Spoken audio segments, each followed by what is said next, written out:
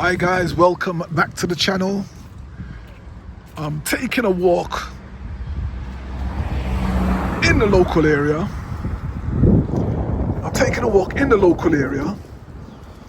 But it is kind of rainy today. When it's rainy like this, all sorts of thoughts go through your mind. We've had a couple of days where it's just been lots of rain. We've had lightning, we've had thunder, we've had the works. So I'm still taking time out to get a few steps and get a bit of exercise in the evening and gather my thoughts. I'm always looking around. We've got some guys up here. They're working on a building.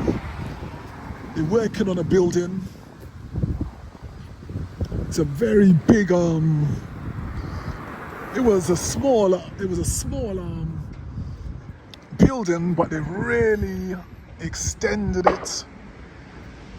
It's a massive building. I think it's going to be a nursing home or something of that nature. But that's the construction team working and doing their stuff. We're kind of rush hour now, so there's lots of cars going up and down. When I say rush hour, this is where they put in more speed restriction humps. They're putting more speed restriction humps here.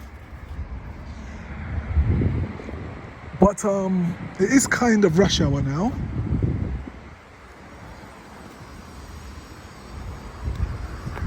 No parking access required.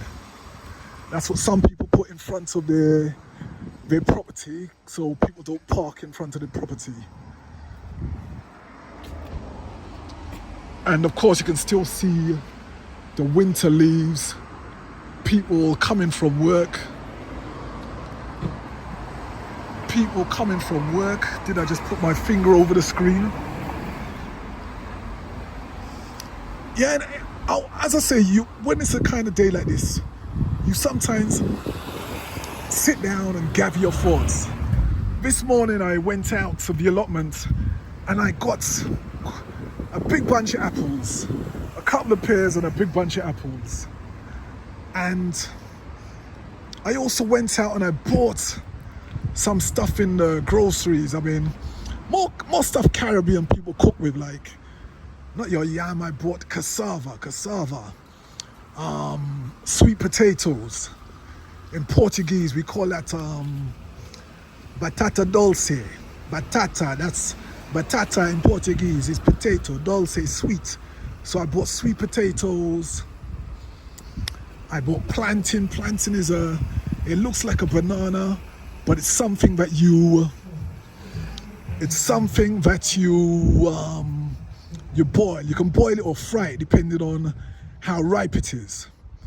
So I bought that, and to cut a long story short, I bought some lamb, and with all those ingredients I made a lovely Caribbean soup. Absolutely delicious Caribbean soup I made. So this is one of these lovely houses built across here. But I made a lovely Caribbean soup. And I thought to myself, look, I've made this big bowl of soup. I've got all these fruits. It was like a serious harvest which was on my table. And I thought to myself, these days, it just got me thinking about guys these days. Is the modern day man the traditional hunter-gatherer? Is the modern day man the traditional hunter-gatherer? Because if we go back in time, let's go way back when you had the cave people. The men of the said tribes, they would go out and they would do the hunting. They would hunt the antelope or hunt the boar, the wild boar, or whatever they were gonna be cooking up over the fire. And they would get all the vegetables, and the women would stay home and they would clean the place. They would wait for the men to come with the food and animals, and they're the ones who would do all the cooking and preparing of the meat. But it was the men who provided. It was the men who provided the stuff. They would get the place, they would use whatever tools they had to make that home, to provide that home.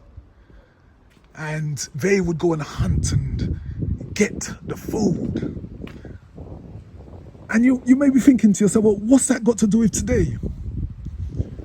No parking again in front of their drive. You may be thinking, well, what's that got to do with today? And I'm just saying, if we correlate it to today,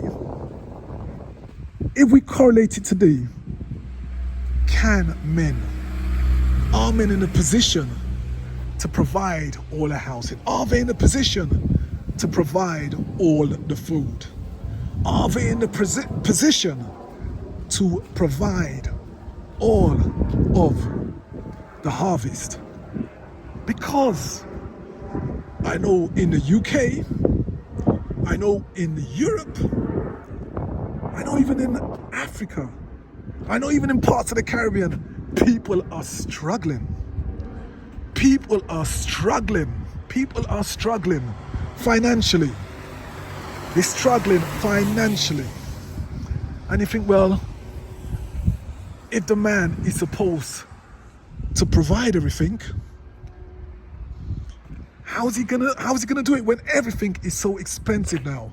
I know in London, in England, housing is expensive, especially in London.